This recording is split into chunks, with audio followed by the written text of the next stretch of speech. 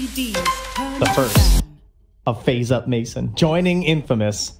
I mean, how long have we waited for this day? Mason, always talking about how he was not ready to play Pro Dota again until he was on a team that was serious and going to LANs. And, well, he's off to a LAN. He just doesn't even have to show up for the qualifiers, and he is taken away to Stockholm, to Sweden. I mean, that's brilliant. You brand yourself as a LAN player. So you just cast it out there. Hey, guys, if you happen to qualify and you need somebody that's really good, well, I'd be happy to come to the LAN with you. All you have to do is ask.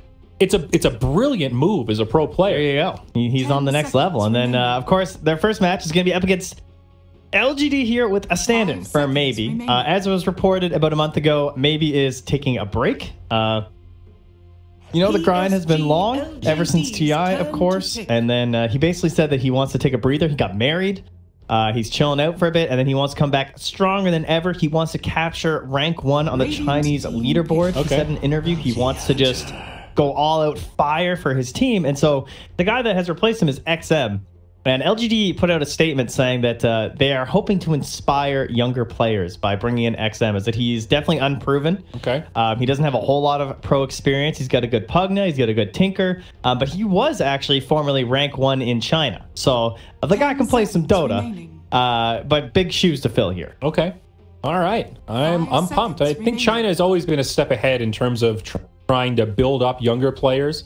You know, kind of creating that infrastructure so players that do have the skills but don't have the connections have some path towards getting notoriety and getting chances to play on these kind of tier 1 teams. So high expectations. I am stoked to see what they do here. First pick bounty hunter for Paris.LGD, an Infamous strike back with a Leshrac opener. So these drafts already look a little different, don't they? I mean, we saw the Leshrac ban in the first phase previously, but we had no Earth Spirit. We certainly had no Crystal Maiden. And we already got ourselves the new bounty. But the Oracle comes back. So, yeah, some familiar faces here compared to our previous games, that's for sure. I think he's nice with Lesh. Definitely a hero that likes to run in there and benefits from heals and saves and immunity from magic damage and all that kind of stuff. And also gives you a potential setup for some of those split earths with your Fortune's End. So some nice synergy across these two heroes.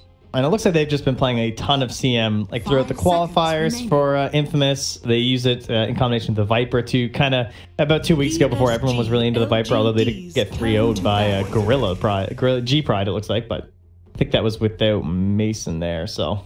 Okay. Pangolier. Time now. Now the second choice, another familiar face. This time it'll go the way of LGD. It's all ice, ice, ice. First pick it in game number 2 of our first series.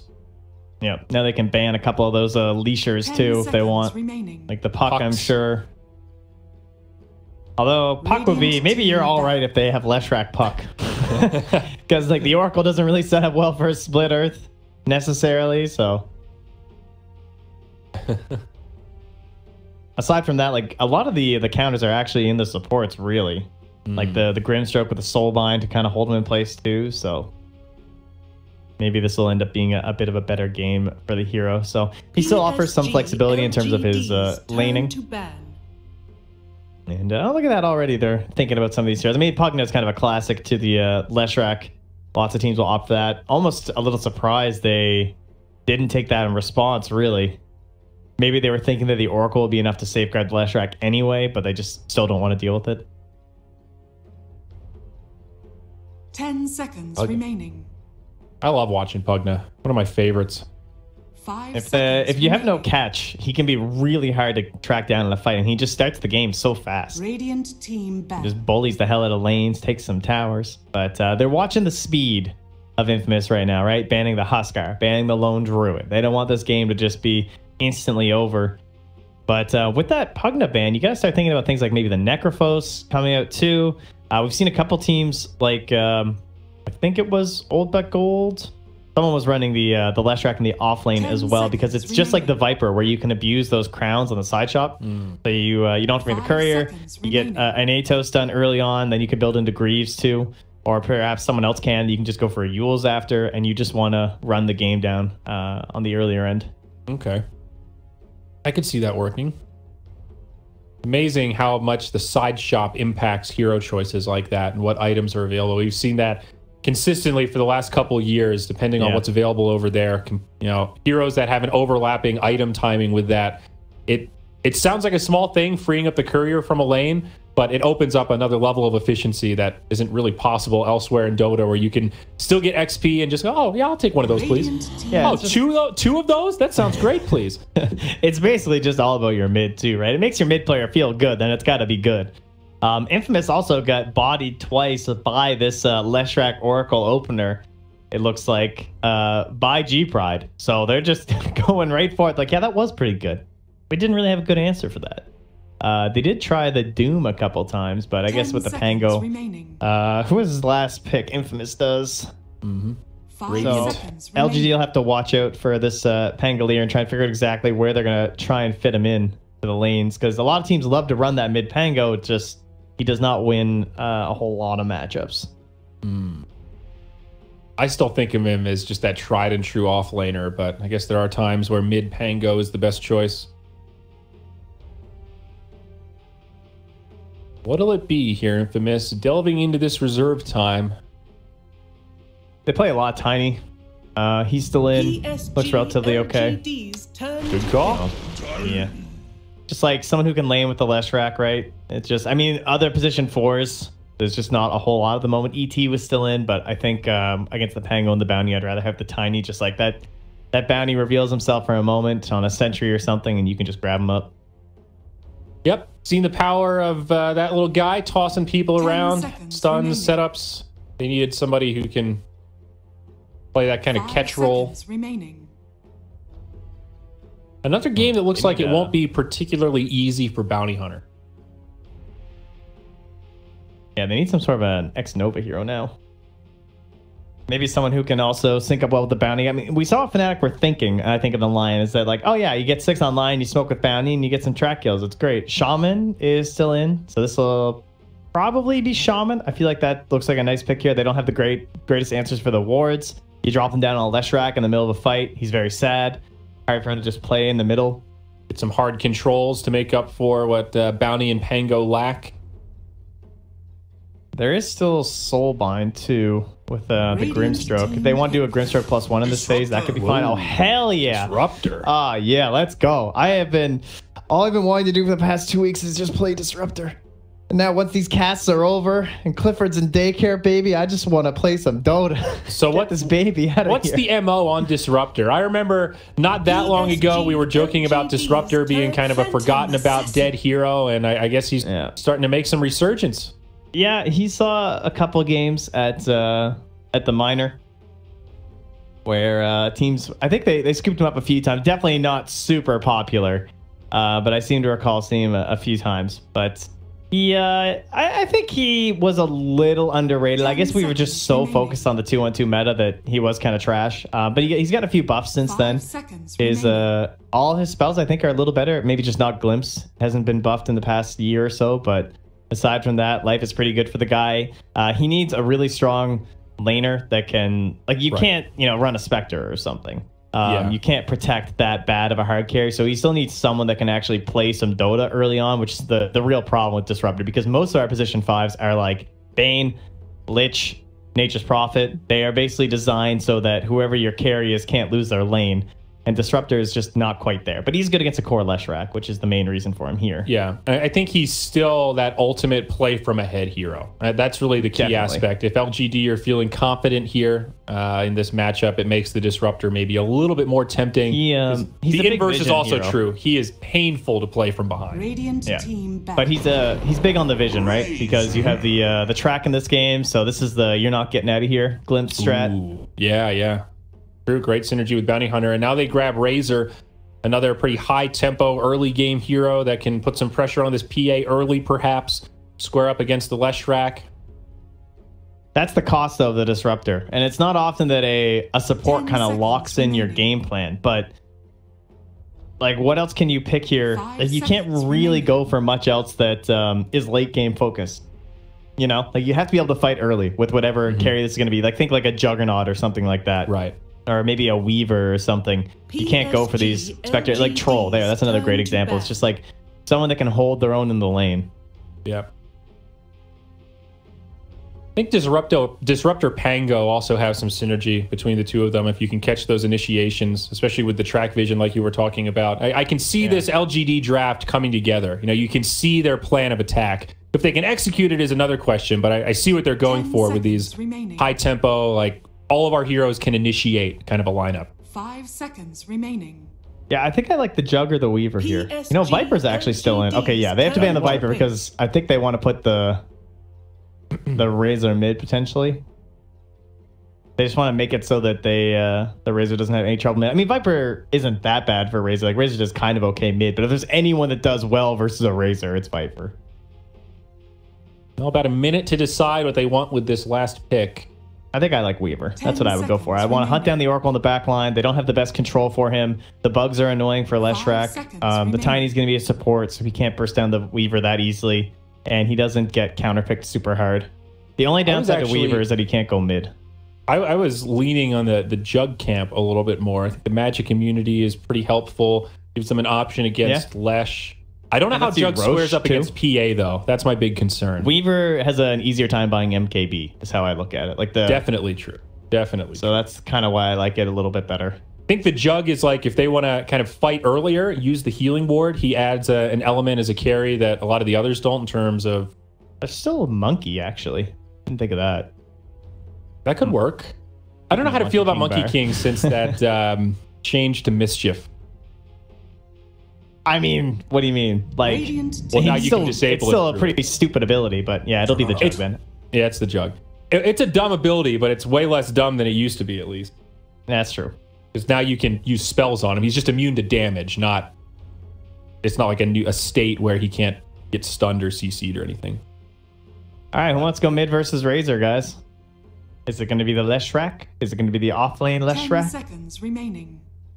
That'll be the question. Do you like the Jug choice here? Yeah, for sure. I think Weaver Jug were my top two. I'm okay with the Jug.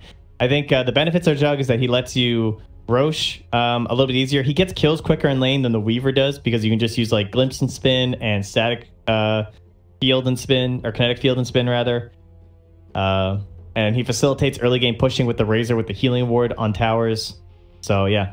A little worried about their lack of control, though. Like, you've got the Disruptor, and then you've got the Pango with some slows. You know, he's rolling around, but yeah, very, very few, basically no conventional stuns or controls. The Juggernaut wants to Omni Slash the Oracle or the Leshrac, and then he wants the Pango to just be constantly CCing the PA. Like, someone needs to be on Oracle while Pango is just rolling into PA, and the Razor is just sapping her damage, and then their fight is kind of over for Infamous.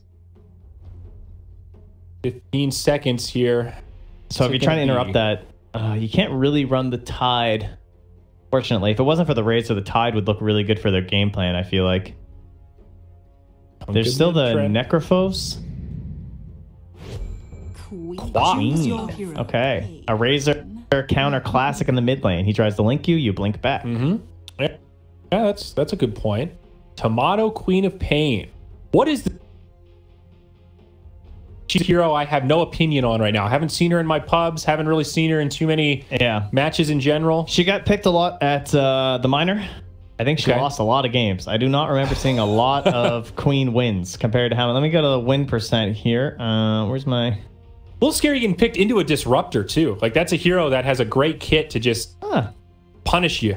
She only got picked twice. She went 1-1. Okay, I seem to think there were more. Maybe she got banned a couple times too, so maybe she was just more in my brain. And I feel like Grant just got upset every time it got picked too, so that might have been a big reason why. He was just like, they lost, I believe, to quote the man. Why has Jug hunched over? What is this? What happened to his back? This is a peculiar set. I know he's gone like ethereal here, and somehow morphing into the ghost world has crippled his ergonomics and posture. Oh man. Osteoporosis, it strikes hard, you know. He did not get his dairy intake. All that demonic influence, it's really brutal, dude. You got to couple it with a calcium supplement. You got to drink your milk. That's true. Oh, Mason, look at this PA. I mean, the guy grinds 21 levels. Ooh. No one even close to him.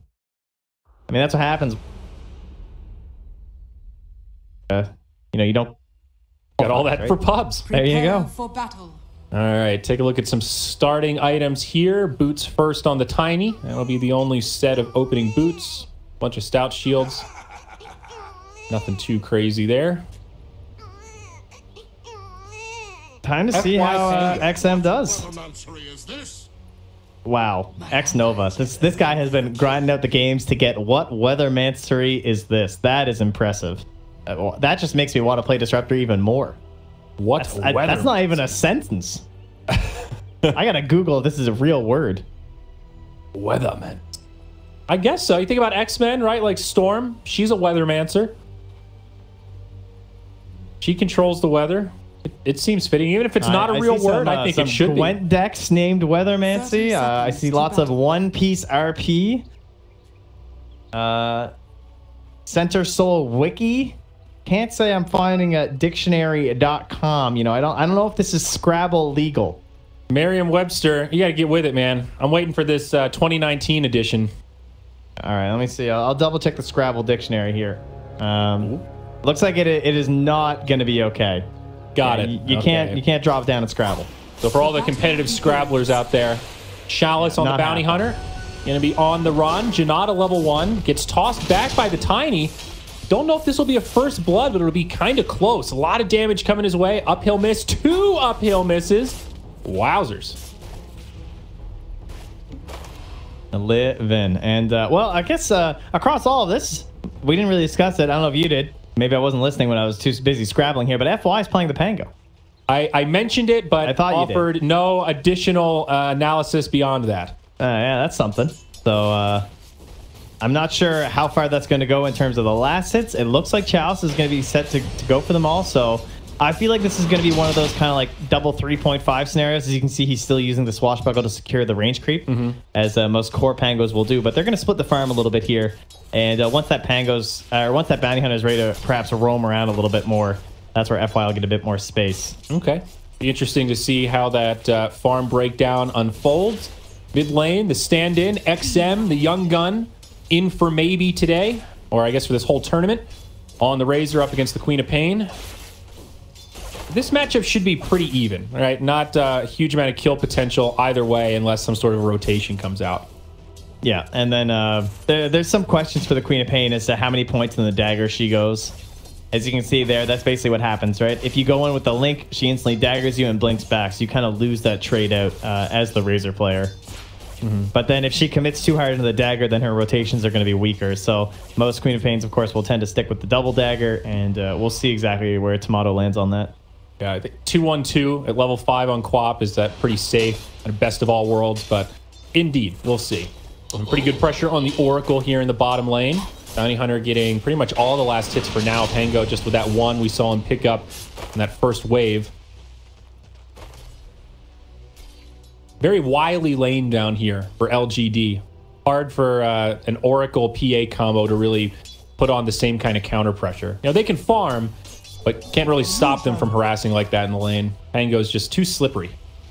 Yeah, but he only do that so often. I mean, it doesn't do very much damage early on. It's going to start costing more mana the more he levels it up, and I think Mason is still going to have a pretty free time.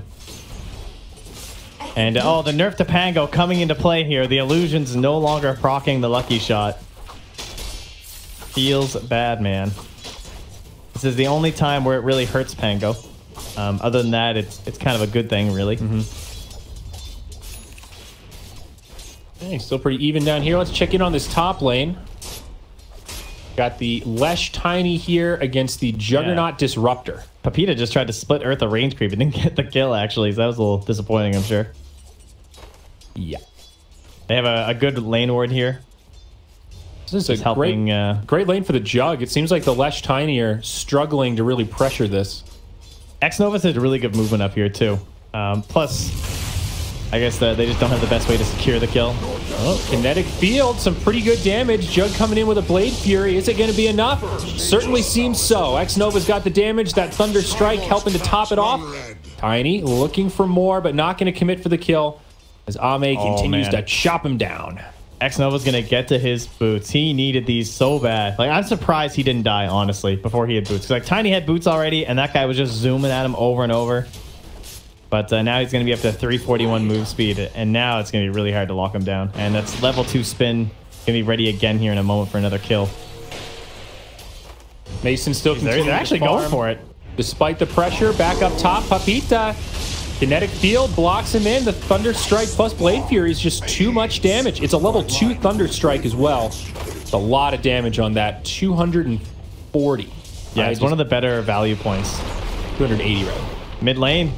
The rotation from the dead Tiny. XM. Is he going to be able to turn this? FY does. They lose the Razor first, but Tomato still falls. Great rotation from FY to get that exchange. It's at 280, by the way. I biffed the math on that. It's okay. I said Tiny was dead when it was the Leshrac that died twice. So, you know, well, we're getting there. Clearly, 2 best of 3s is all we can handle in a day. So we'll see if we can make it through this one.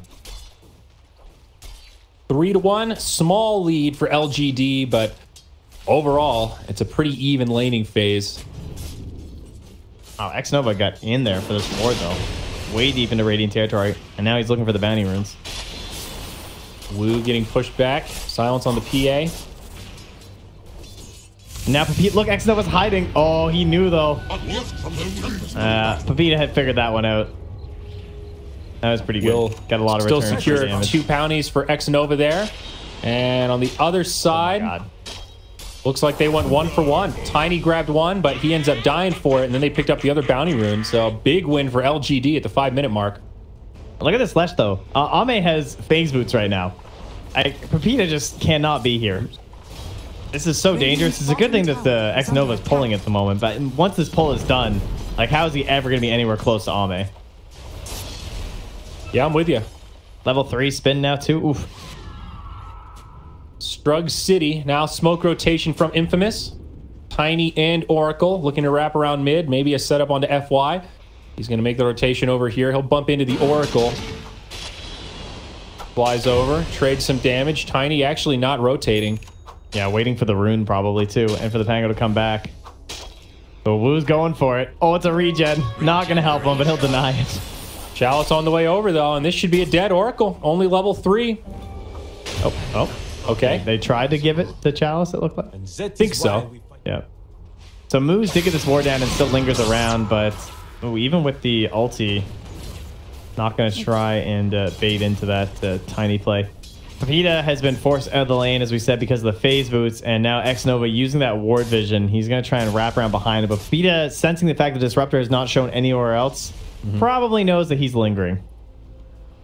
Holding on to that 4th point as well. Yet to queue up the glimpse. Radiant's top tower is under attack.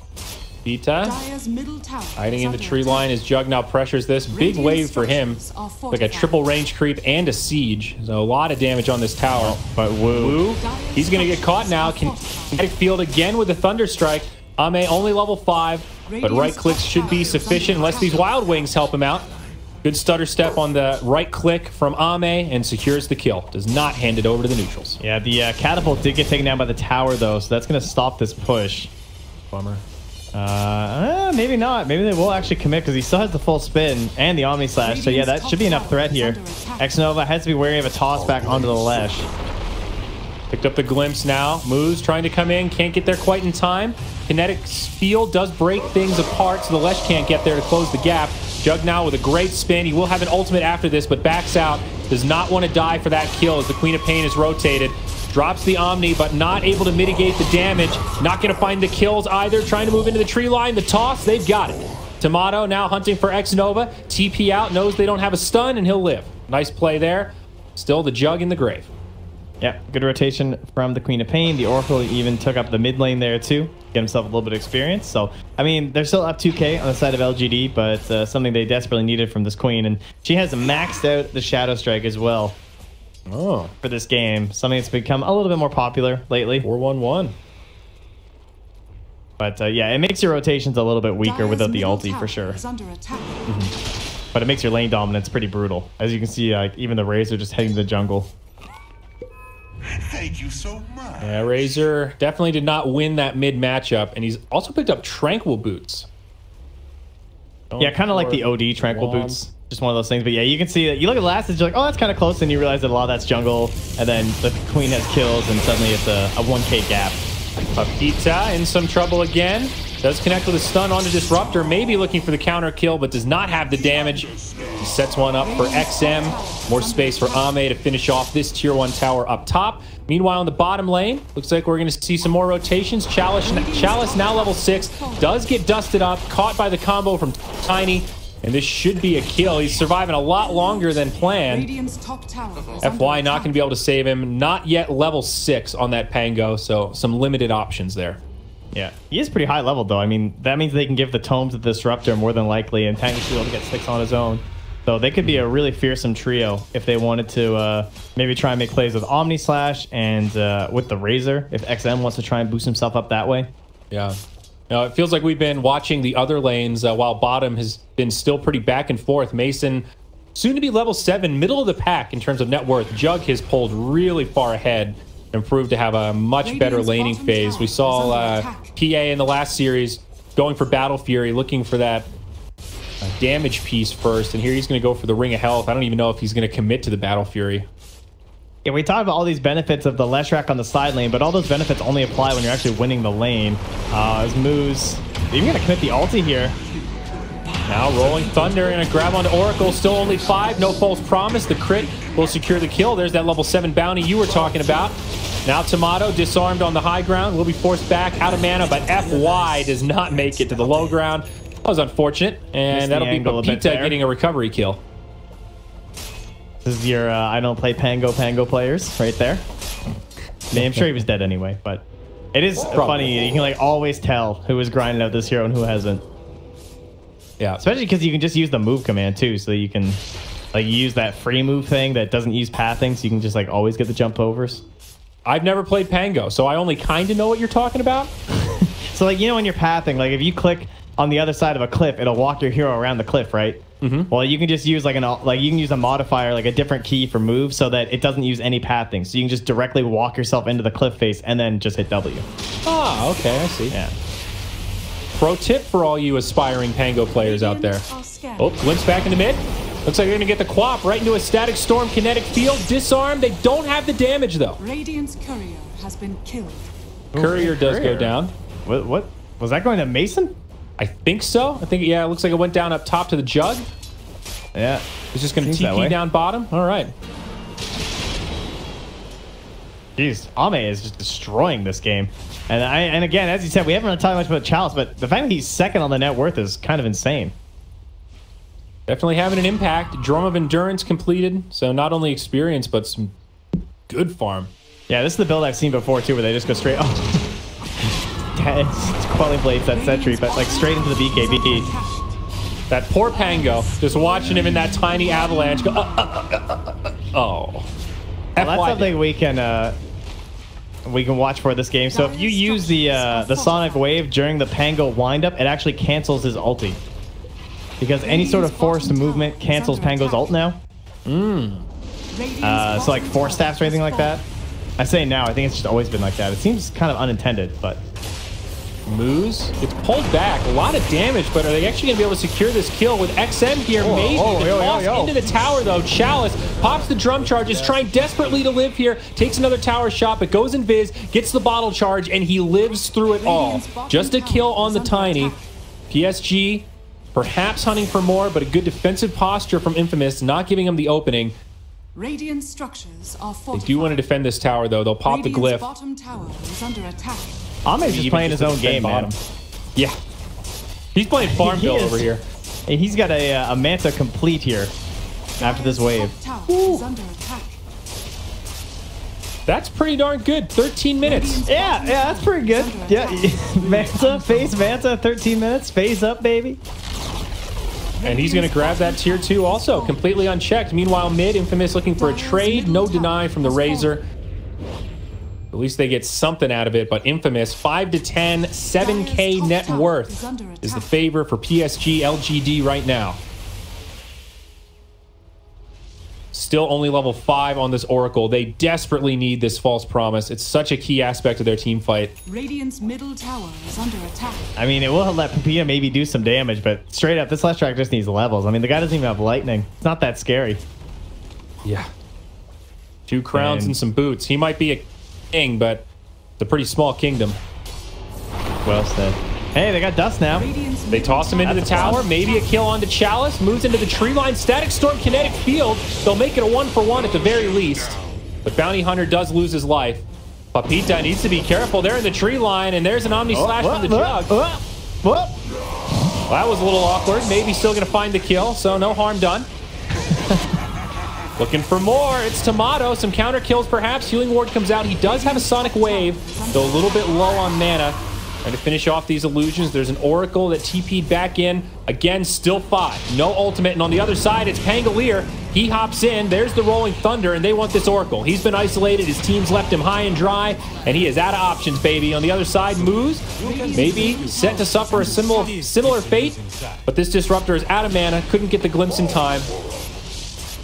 They're just going to open it up for Ame to chop down that tier 1. Look at Chow just running under the tower. No cares. And the glimpse. Oh my god, they almost got it with that Pango silence. Only level 1 though.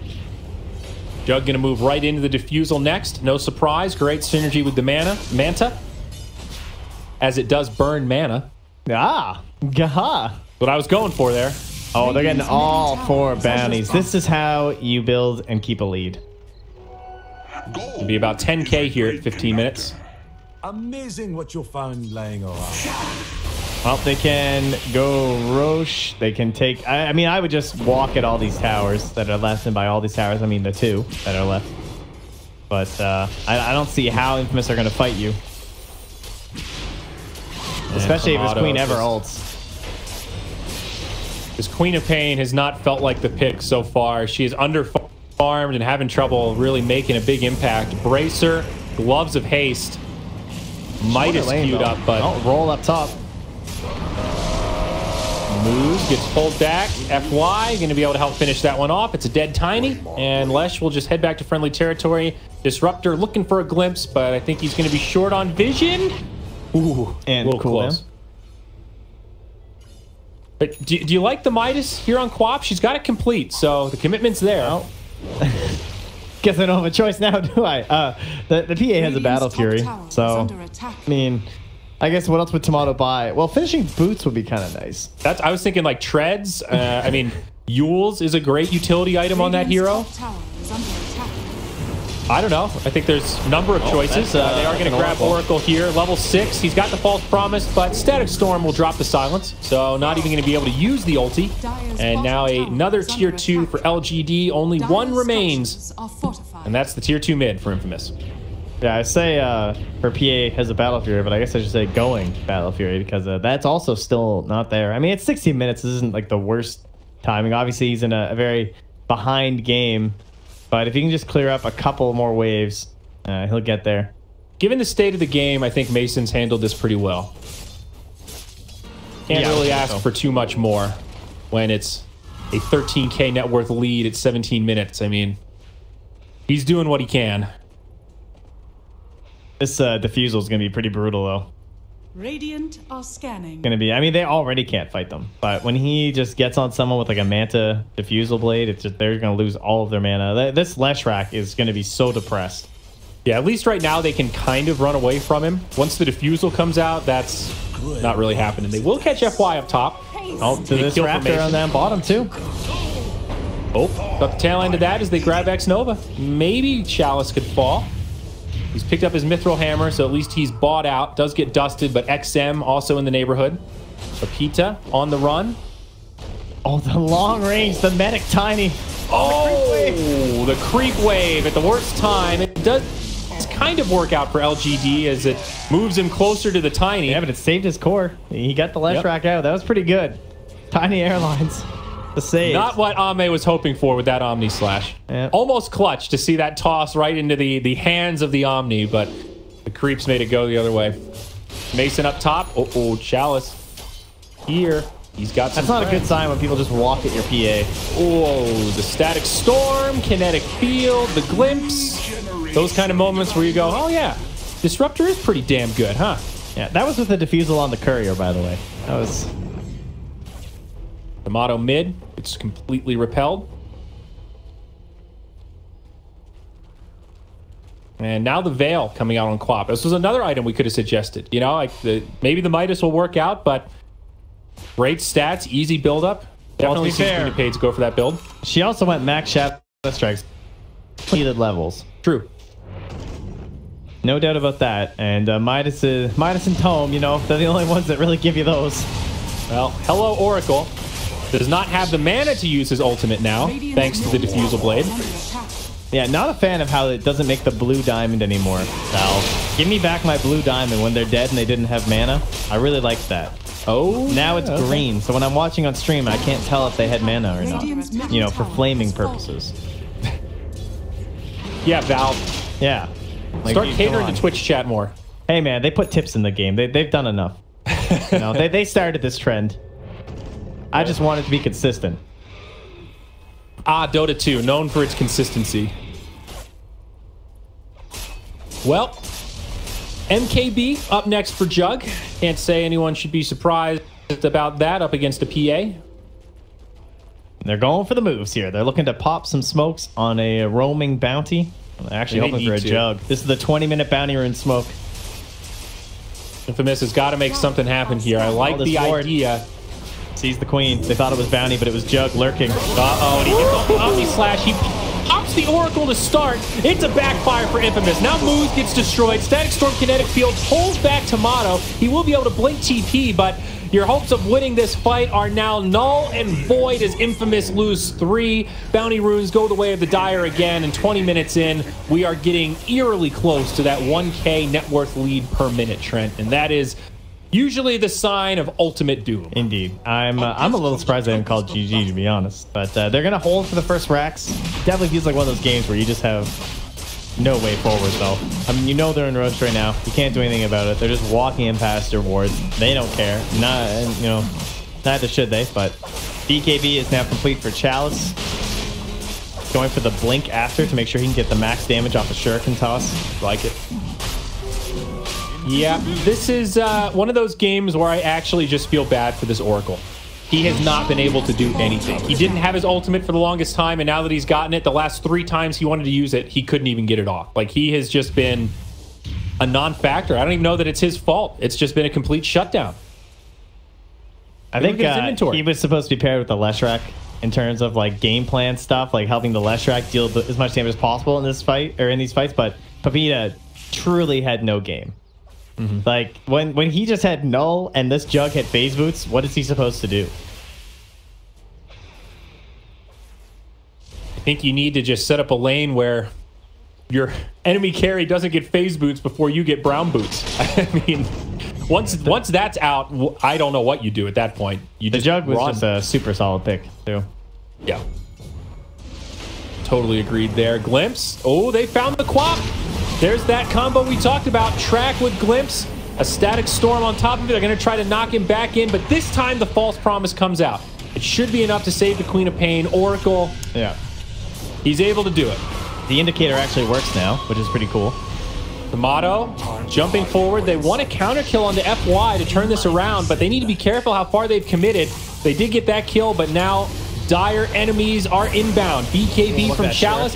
That'll connect. Wu gets brought down. Pepita also going to fall as XM joins the party. And back on the other side, Moo is playing some Ring Around the Rosie with X Nova. Toss will not be enough to reset that. And even though they do get the Pango, they lose 3 in return. And LGD find the advantage. I was going to comment how X Nova's 5-1 and 9, and then I realized that all of their kill scores just look crazy. So, you know what? Yay. Go LGD. A lot of singleton deaths over on that side. Yeah. FY is the only one feeding away here. Creeps inbound. That'll break the backdoor protection. 2 heroes in the grave with buybacks, but they respawn pretty quickly. We're only 22 minutes in. As Guardian Greaves get picked up by the Pangolier. That'll be the glyph for Radiant, trying to delay the inevitable of these barracks falling. But it's tough. Jug, he's just going to use the spin, grab himself some magic immunity, focus on the melee barracks. I think they'll stick around just long enough to finish it off. But they do need to be a little careful. No PA here right now. I mean, she did cut the wave, but they're coming in mid too. And that's barracks secured. You're right, mid lane is here. They're going to grab Wu again with a Static Storm Kinetic Field. X Nova on point once more. Queen of Pain running low on mana will have to blink back. Infamous doing what little they can to delay this, but they're getting repelled into their tier 4s now and still dying. This Rolling Thunder is just too much for them to handle as Pepita is getting blocked out of his own well. I mean, this is just a slaughter here, Trent. Deso up on the PA. Mason trying to do everything he can, but now 2 buybacks coming out. This is looking like a potential final hold for Infamous.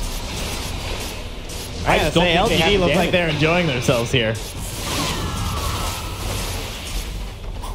Tracks up on everyone. There's the Omni Slash. Ame just pops the Oracle. Not able to finish off the Quap, but the rest of Infamous just getting picked apart. 3 down, triple kill for Ame. Another glimpse.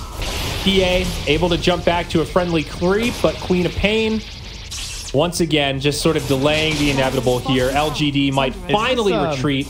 Low on resources. They're going to have a healing ward. They're going to be topped off. Is it like that boxing strat where you let them wear themselves out? Like, LGD, they're getting tired. Look at them. Oh, they can only get so many more kills. Yep, eventually their fingers are going to get tired, and there it is, the GG. The Rocky approach did not work for Infamous this time, and they will get knocked down in game number 1. 9-31, 31K net worth advantage at 25 minutes. LGD with an absolutely clinical performance. Yeah, I'd say, I mean, they kind of knew the scoop on the mid lane for LGD. Like, the Razor isn't going to be able to like completely dominate, like the whole point of the counter pick and the Queen of Pain. But then the side lane, I think that bounty lane went way better than I would have anticipated. Like I guess because it was the Oracle, the PA, and no real rotation from the Tiny, at least in the earlier points, and there was no real